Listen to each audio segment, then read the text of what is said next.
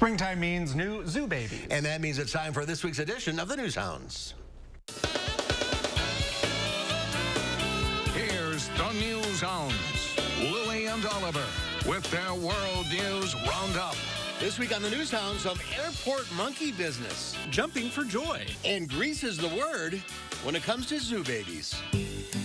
But first, a ringtailed lemur has been born at the Vienna Zoo, marking the second birth of this highly endangered species at the attraction since 2020. The baby, born on April 10th, is still tightly clinging to its mother.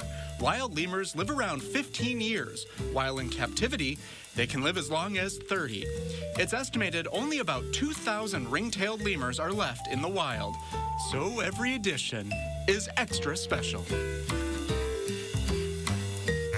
And speaking of lemurs, the Athens Zoo welcomed 2 ringtails in just the past couple of weeks. And that's not all. There's a baby boom at the park this spring. The Attica Zoological Park, located in Sparta, east of Athens, also welcomed 11 wild boars and 3 Bennett's wallaby. The park had been closed for most of 2021 due to the pandemic, but it's open now and people are flocking in to visit all the newborns. For more than 70 years, a group of non-native monkeys has made its home next to a South Florida airport runway, delighting visitors and becoming local celebrities. About 40 small vervet monkeys live in a mangrove preserve and a car park next to Fort Lauderdale International Airport.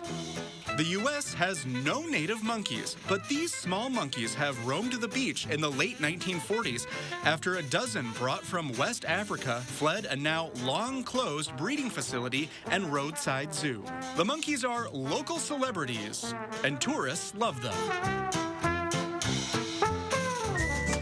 And finally, a rare African Bonnie Bach antelope made her public debut at the Oregon Zoo. The calf, named Tatula, bounded with joy around its zoo enclosure under the watchful eye of her mother, Winter. Bonnie Bachs were once one of the most endangered animals on the planet, with only 17 known to exist in 1837.